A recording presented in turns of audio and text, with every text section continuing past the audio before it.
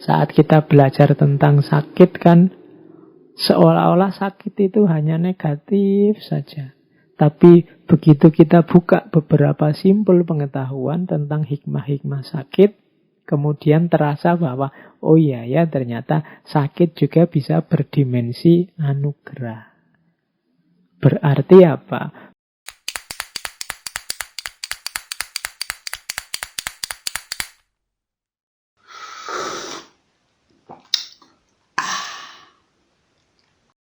Kita lanjutkan.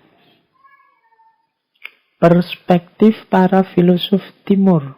Nah, ini para filosof timur ini dulu kita belajar Taoisme, Konfusianisme, dan lain-lain. Kalau menurut para filosof timur secara umum, penderitaan itu sebenarnya terjadi karena manusia ilmunya kurang, pengetahuannya kurang dalam. Jadi, penderitaan itu lahir karena salah memahami hidup.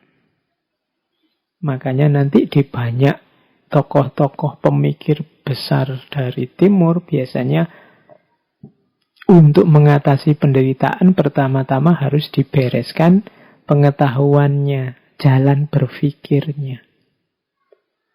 Jadi dalam tradisi timur punya ciri bahwa penderitaan manusia itu lahir dari ketidaktahuannya. Orang menderita itu karena kesalahan berpikirnya, maka dia harus memperbaiki kesalahan ini, kemudian mulai berpikir yang dalam. Kalau di timur, berpikir ini kemudian diawali dari dirinya sendiri. Kenapa kok harus dari diri kita sendiri? Karena yang menderita kita. Kenapa kok kita menderita? Ya karena kita ilmunya kurang, pengetahuannya kurang luas. Seperti kemarin ya waktu kita belajar tentang sakit itu loh. Saat kita belajar tentang sakit kan, seolah-olah sakit itu hanya negatif saja. Tapi begitu kita buka beberapa simpul pengetahuan tentang hikmah-hikmah sakit, kemudian terasa bahwa, oh iya ya, ternyata sakit juga bisa berdimensi anugerah. Berarti apa? Banyak mungkin penderitaan-penderitaan yang kita alami itu lahir karena kita tidak tahu rahasianya. Tidak tahu hikmahnya. Kurang luas wawasan kita.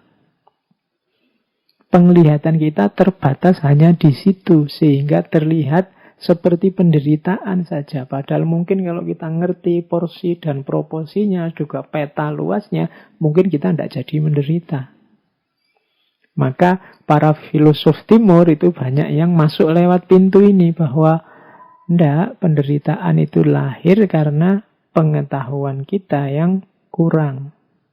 Pertama-tama pengetahuan tentang diri kita sendiri.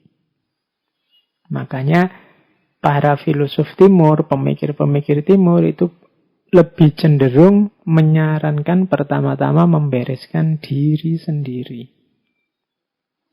Pertama-tama membahas siapa aku, dari mana aku, apa sih peran dan posisiku dalam hidup ini, dari mana asalnya rasa menderita ini, apa tujuan hidupku, dan seterusnya. Kalau pertanyaan-pertanyaan penting ini terjawab, insya Allah nanti banyak hal-hal yang kita kategorikan sebagai penderitaan akan ketemu jawabannya. Nah, ini cara berpikir semacam ini cara berpikir khas para pemikir timur. Jadi tidak melihat ke masalah, tapi melihat ke manusianya yang bermasalah. Karena yang sekeliling kita anggap sebagai sumber penderitaan, itu sebenarnya kan hal-hal yang netral-netral saja. dia jadi penderitaan ketika kita persepsi, ketika kita cerna dan kita beri judul sebagai penderitaan. Maka kunci pertama yang harus dibereskan adalah manusianya.